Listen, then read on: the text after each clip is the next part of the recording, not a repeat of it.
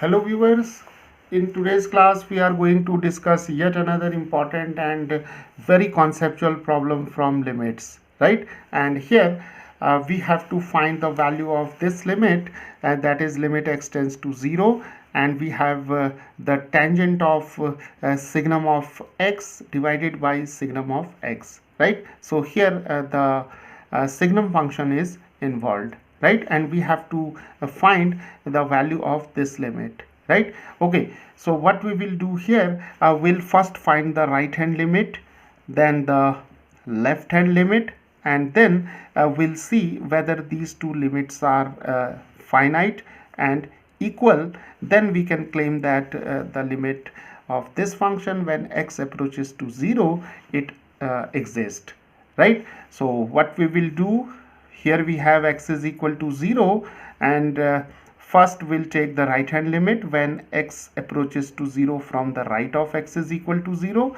and then we'll find the left hand limit when x approaches to 0 from the left of x is equal to 0, and then we'll see whether both the limits exist and finite, and finally they are equal or not, right? So let us first find the right hand limit. So for right hand limit, we will write limit x tends to 0 positive. So the positive sign shows that we have to calculate the right hand limit, right? So here we have tan of signum of x, right? And in the denominator we have signum of x.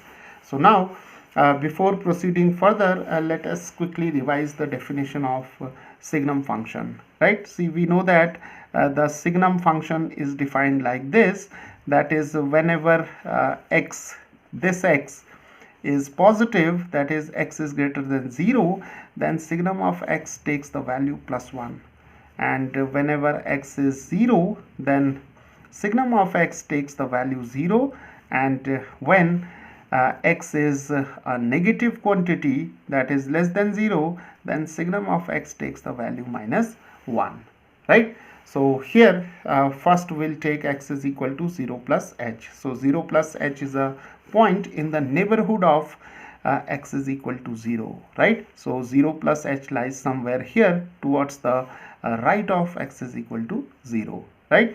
And here h is a very small quantity, that is it is infinitely small, but it is a positive quantity, right?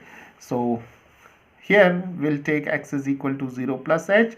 So when x tends to 0, then h tends to 0, right? And remember, h is a very small quantity, but it always lies between 0 and 1, right? So now the right hand limit, it takes the form in terms of h, limit h tends to 0, we have tan of signum of x, right? So x can be replaced by 0 plus h.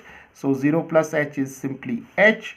So we can write here h, right? And in the denominator we have signum of x. So x is 0 plus h, which is simply h. So here we'll write signum of h, right?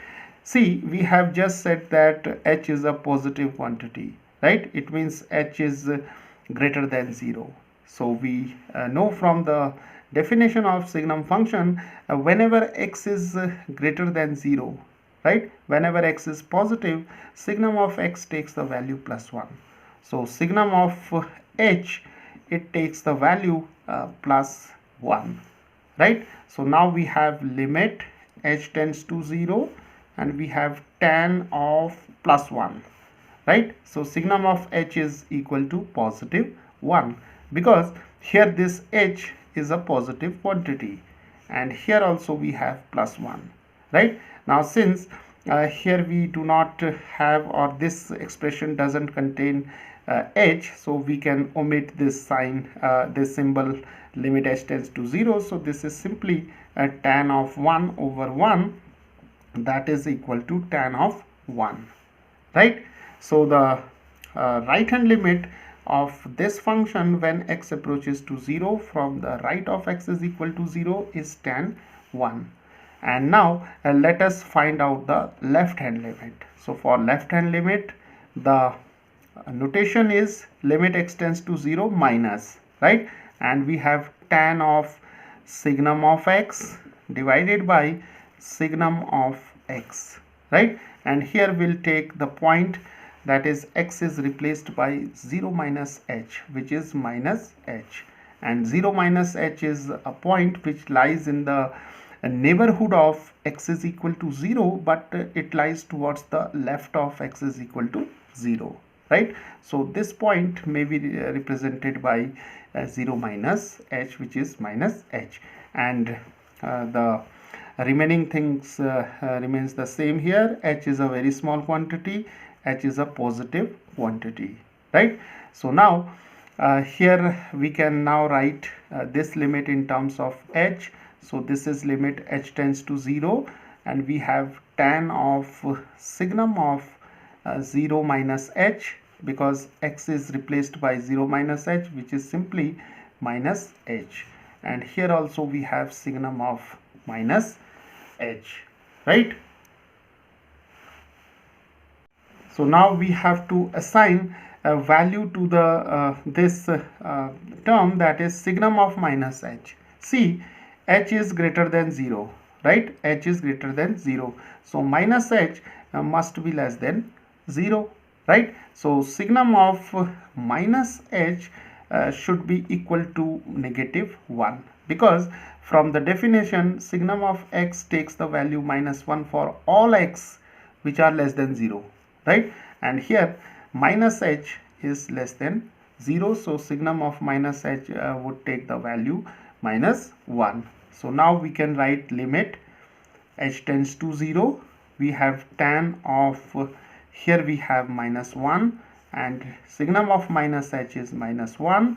Now since this term doesn't contain any h, so we can omit this symbol, limit h tends to 0. So now we have tan of minus 1 over minus 1, and from trigonometry we know that tan of minus theta is equal to minus tan theta, right? So tan of minus 1 is equal to minus tan of 1 divided by minus 1, so minus and minus get cancelled, so we are left with tan of 1, right? So we see that the left hand limit is also equal to tan of 1, and the right hand limit is also tan of 1. So we see that the limit of this function when x approaches to 0, the left hand limit is finite, the right hand limit is finite, and both the limits are equal, that is left hand limit is equal to right hand limit.